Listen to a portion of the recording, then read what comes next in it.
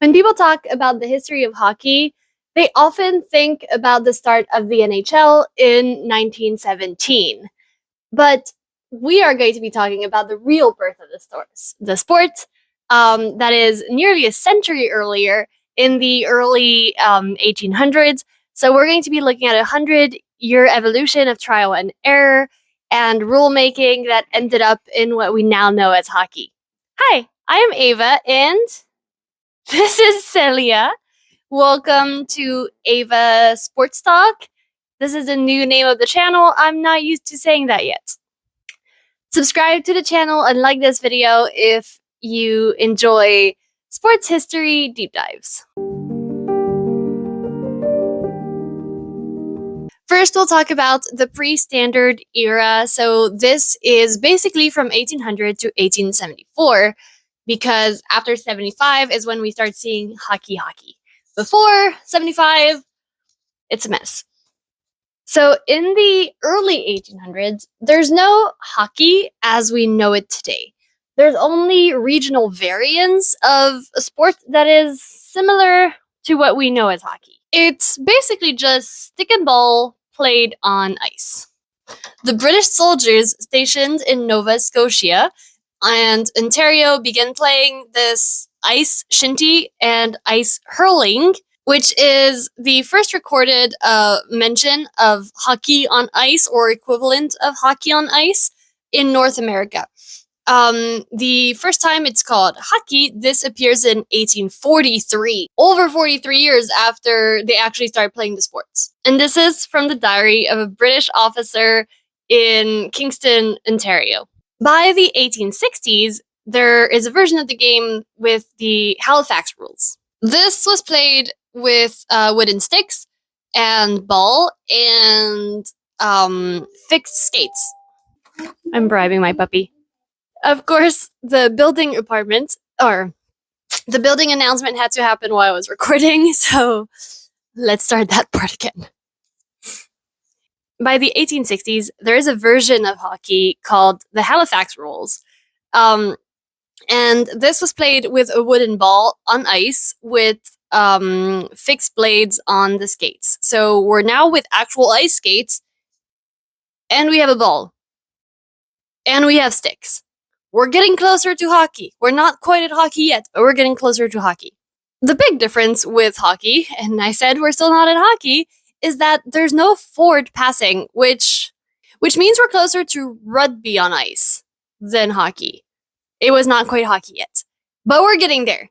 At this point, equipment is not really commercialized yet, and so the sticks were made by an indigenous group of Nova Scotia called the Mi'kmaq people. I'm hoping I'm pronouncing that right. And they were the primary producers of hockey sticks. The hockey sticks were mostly carved from yellow birch or ironwood, and usually one single piece. And so these star sticks were actually the standard for over 50 years later on in hockey. Oh, what is it? Do you want this? Go get it. We don't have that much information for everything prior to 1875.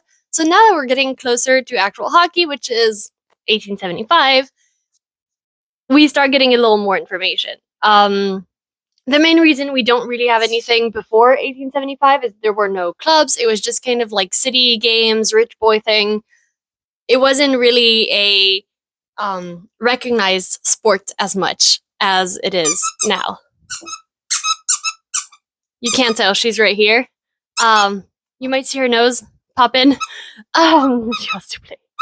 The game was structured in between mostly 1875 and 1885 around the Montreal rules, or basically the Montreal game of hockey, the local version of hockey that Montreal had at the time. And so this is when it was structured as a sport. And so officially recognized by the IIHF, the first organized indoor hockey game and officially the birth of hockey as we know it today was on March 3rd, 1875 at Victoria Skating Hall in Montreal.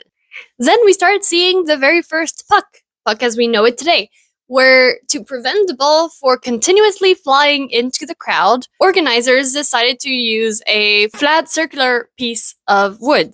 So this really changed the game already, because now the players were able to have a lot more control on the puck, former ball, and they were able to be a lot more precise with their game compared to what they were before. And the puck was not flying into the crowd as much. It still happens.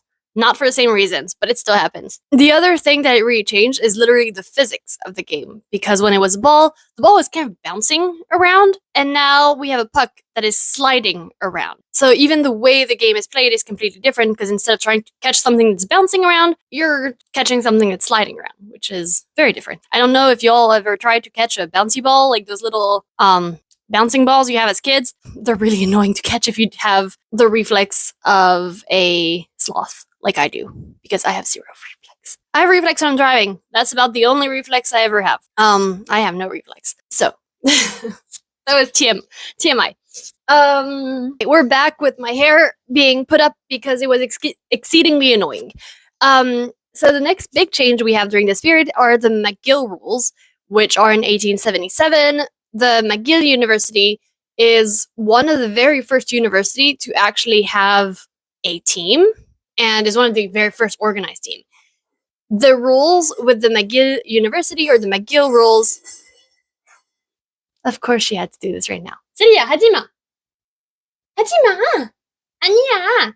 And they write down the 7 first rules of hockey, and this was led by J.G.A. Creighton. And again, I'm hoping I'm pronouncing names right, because as much as I have zero reflex, I'm also terrible at pronouncing names. Only 3 years later, the game was changed again, and now the number of players went from 9 to 7, and with fixed positions. We have the goalkeeper, which we still have today, a point, which is basically the first defense, the cover point, which is a secondary defense, the rover, which was the star player and could go in both as forward or defense, and then 3 forwards. Now we move on to basically the last decade of the 1800s. So first, we have the very, very first Hockey League, which is in 1886, the AHAC, the Amateur Hockey Association of Canada, which is the first league, plays on a scheduled season. They keep stats. They kept everything. And then they're not just exhibitions anymore. They're actual scheduled games.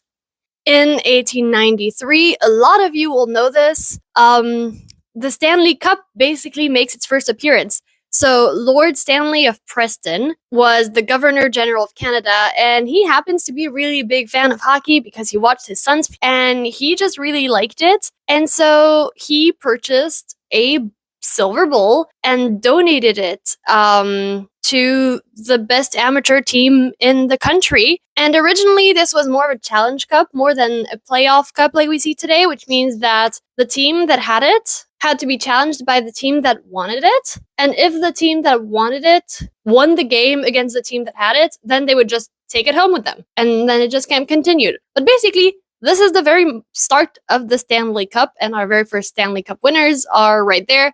We're not yet at the NHL. We don't quite have the NHL teams yet, but we're starting to see where we're going with this. After about 100 years of history, we are now in the 1900s. And this is when hockey is starting to become more of a professional sport, or at least is starting to be discussed as potentially a professional sport. The first openly professional league was the IHL, which stands for International Hockey League. This was born in 1904 and is the first time that players are officially paid. And fans were willing to pay to go and watch the best players around. And this kind of proved it. So up until then, they weren't sure if people would pay for it or not. At this point, they were certain, and it proved it. And that kind of started the fact that players should become professionals. Only 5 years later, the NHA, so National Hockey Association, was formed.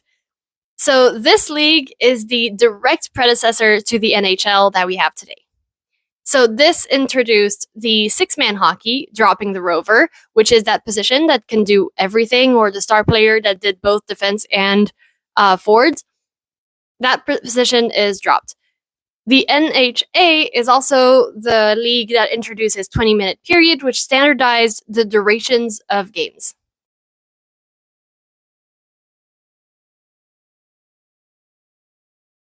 Part of this NHA league. And so they are actually the oldest continuous operating franchise in hockey history in the world. I mean, it can make sense because they're from the right area and all that, but still, they're the oldest hockey team ever. At this point, hockey exists, the sport is born, and the sport exists in a continuous manner. So in between 1910 and 1917 is kind of when we see the final developments that will bring us to the NHL of today. First of all, we have the Patrick brothers that in 1911 founded the PCHA in Western Canada. They are also basically the biggest inventors in hockey. They created the blue line, the penalty shot, the forward pass in the neutral zone. They created a whole bunch of stuff. A lot of what we see in hockey today is from the Patrick brothers. And I forgot to say their name. Their name is Lester and Frank Patrick. Finally, we get to 1917, the last year we will be discussing in this video, which a lot of you will know as well, is the birth of the NHL. The NHL was born mostly because the owners of the teams in the NHA had a pretty big disagreement with the owner of the team, Toronto Blue Shirts, and so they decided to just close the league and make a new one without him. They just said, bye-bye, we'll make our own thing, we're done. And that's how the NHL was born. So basically, the NHL was born because they just didn't like one guy from the NHA. I am having a hard time pronouncing stuff in this video. Yeah, and that's about it for the birth of hockey. As you can see, I went to go get her to say goodbye. She's not thrilled about it. She was happily sleeping on my bed. So yeah, that's about it for the birth of hockey. So from the really beginning of British soldiers just having fun on frozen ponds in Nova Scotia to the formation of the NHL, it's a century-long process of just building and figuring things out until it works out. And look at where we are today. So obviously the rules still continue changing throughout the years later, but we have a pretty good basis for it at this point. So thank you so much for sticking with me through the first 100 years of hockey. And if you liked the history, please like, comment, subscribe, and I will see you next week or in a few days by the time I post this video, for actually the history of the Olympics, because the Olympics are coming up and I'm going to step outside of hockey for a little bit just to talk about the Olympics for a bit, and then we'll go back to hockey very soon. So come back next week for the history of Olympics, and in the meantime, may your team score many goals this week. Bye!